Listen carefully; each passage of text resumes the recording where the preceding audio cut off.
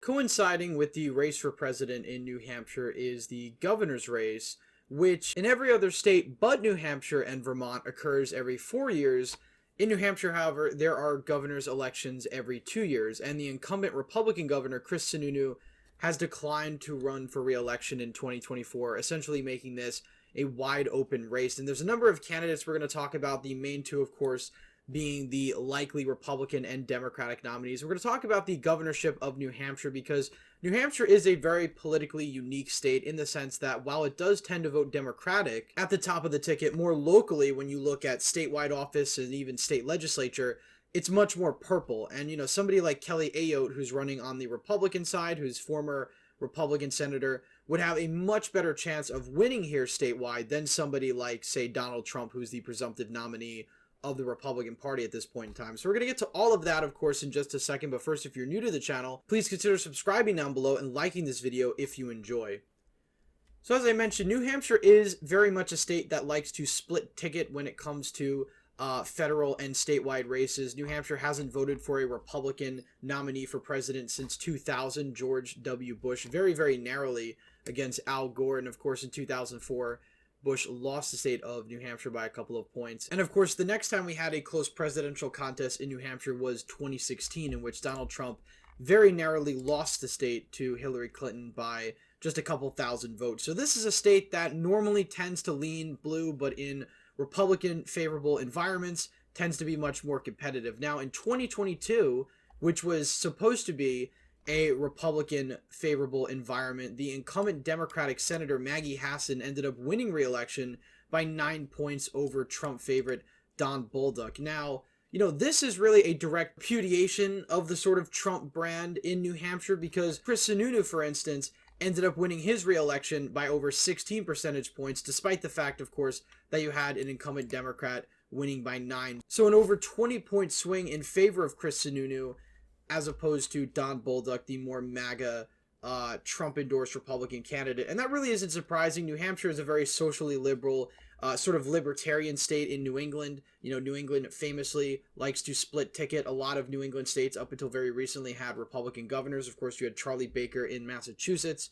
You currently have Phil Scott in Vermont, and of course, Chris Sununu in New Hampshire. I think Chris Sununu is a bit different than Phil Scott and Charlie Baker in the sense that he is more traditionally conservative. He is socially liberal on gay marriage and abortion, but that plays very well in New England. But on other issues like guns, he's very libertarian, very conservative. New Hampshire is one of the most pro-gun states in the country. So in a lot of ways, Chris Sununu is the type of Republican that very much fits the mold of the average New Hampshire voter. The results sort of speak for themselves. He was able to outrun a MAGA Republican quite considerably. We saw the same thing back in 2020. In fact, much more dramatically, Joe Biden won the state of New Hampshire by over 7 points. And on the same exact ballot, Chris Sununu ended up winning re-election by over 30. So a massive, massive shift, massive split ticketing going on in New Hampshire. Now, this is pretty common in northern New England, Vermont, of course, Massachusetts, Maine, as recently as 2020 with Susan Collins, tended to split tickets. And, these Republicans are not your standard national Republicans. They're not even your MAGA Republicans. They're much more New England centric in the sense that they are more socially liberal. Something that Kelly Ayotte has made a center point of her campaign is to pledge to stop New Hampshire from quote unquote becoming Massachusetts, which essentially means a very blue state, high tax state, high regulatory state. And that's something, of course, she wants to prevent. And that's something that could potentially resonate with New Hampshire voters. She's also very pro-gun. She was the former senator of New Hampshire. She won by a landslide back in 2010, which was a very Republican year nationally. And then, of course, in 2016, she lost very, very narrowly by less than 1,000 votes, a little over 1,000 votes against Maggie Hassan, the governor at the time. So New Hampshire, since 2016, has had a Republican governor, but in all federal races since then has voted for the Democrat. That could potentially mean that Kelly Ayotte could have the advantage in this race because of the fact that she's already widely known in the state. The Democratic candidate, Joyce Craig, is the mayor of Manchester, but she's not known statewide in the way that Kelly Ayotte is. Also, again, the split ticket voting nature of New Hampshire does tend to benefit her, but also you've had Chris Sununu, who is a popular governor, but he's been in office since 2017. Obviously, once he leaves, there is sort of that natural voter instinct to kind of switch things up statewide and elect a candidate potentially of the other party. And, something that could help Joyce Craig potentially is the fact that Joe Biden is almost certainly going to carry the state of New Hampshire on the presidential level. Regardless of the Republican nominee, New Hampshire fundamentally on the presidential level just leans Democratic. Even in 2016 when Donald Trump won nationwide, he won the Electoral College, he wasn't able to win New Hampshire, and that's despite the fact that New Hampshire tends to have a backlash effect against the incumbent party and president of the previous election. We saw that in 2004 where New Hampshire flipped blue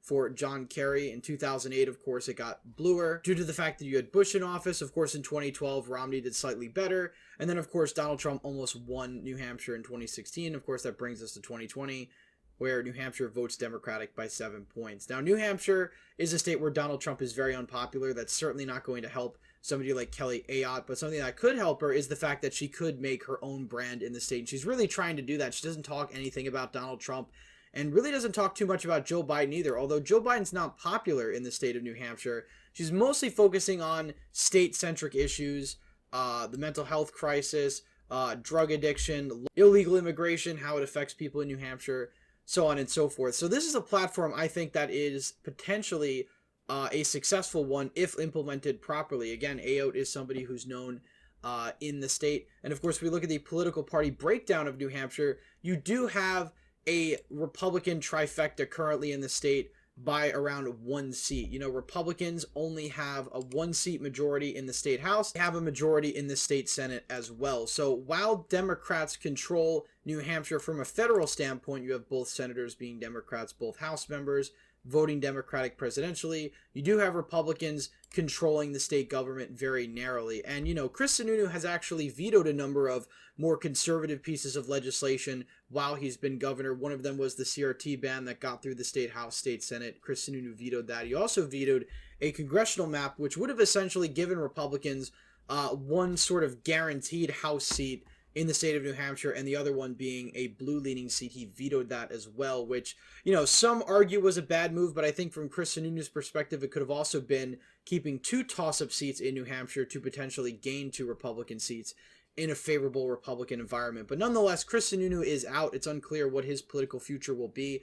As for the governorship of New Hampshire, it really could go either way. Most political predictors have it as a toss-up race, but I don't really think this is a race that necessarily leans blue, because of the fact that New Hampshire does have this sort of split ticket nature, and I think Kelly Ayotte is a pretty strong candidate. Again, it depends how the campaign unfolds over the next year or so and how Joyce Craig decides to run her campaign, whether or not Joe Biden's going to drag her down in the state, because again, I think Joe Biden's going to win in New Hampshire on the presidential level, but he could be a liability in sort of these down ballot races among people that don't necessarily like Joe Biden, but really don't like Donald Trump, and they reluctantly pull the lever for Joe Biden. So, you have a lot of voters like that in New Hampshire.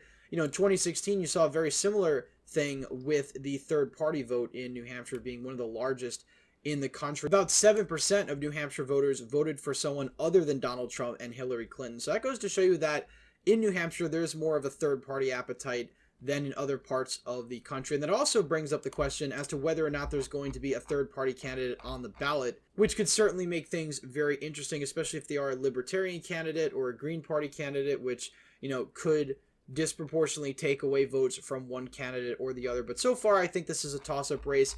This is one of the more competitive gubernatorial elections of 2024. Some of the other ones I think could be competitive, potentially. North Carolina, obviously, that's a given. But that's essentially it. All of these other races so far are really much predetermined. If Phil Scott decides to run for re-election in Vermont, he's going to win fairly easily. Whatever Republican decides to run for governor in West Virginia is going to win pretty easily, so on and so forth. So New Hampshire and North Carolina are really the 2 states with competitive governor's races in 2024. And North Carolina especially, I think, may be contingent on the presidential outcome. Because if you have somebody like Donald Trump somehow win the state of North Carolina by 3 or 4 points, he could potentially drag a more controversial candidate like Mark Robinson over the finish line. Again, that could be some flawed logic given the fact that many suspected that would be the case in Pennsylvania with Oz and Mastriano. That obviously wasn't the case. But I do think that Republicans have a better chance in a state like North Carolina if they're carrying the state by a couple of points as opposed to a point and a half or even narrowly losing the state in 2024. But I think that's going to be less of a factor in the state of New Hampshire. Obviously, Republicans are going to want to make this state as close as possible. But even if Democrats end up winning the state by 6, 7, 8 points at the top of the ticket, you could still potentially see Kelly Ayotte win because she has crossover appeal with more moderate voters and even some Democratic voters that like her low tax policies, like the fact that she is more socially liberal than somebody like Donald Trump or Ron DeSantis, etc. Now, one more thing I wanted to look at before we wrap things up are the polls. Obviously, polls don't mean a whole lot. You've got 2 Emerson College polls out so far, Kelly Ayotte versus Joyce Craig, which I think is the most likely matchup. Ayotte beats Craig by 3 points and 9 points, respectively. You have Kelly Ayotte versus Clyde Warmington, beats her also by double digits. So Kelly Ayotte is up pretty considerably. Now, I think a lot of this has to do with name recognition. Obviously, future polls will give us sort of a better gauge as to how this race is shaping up. But so far, you could argue that Kelly Ayotte has a slight advantage, but I think the fairest way to categorize this race is toss-up. But of course, leave your thoughts down below. If you're new to the channel, please remember to subscribe, like this video if you enjoyed. As always, again, thank you all for watching, and I hope to see you in the next one.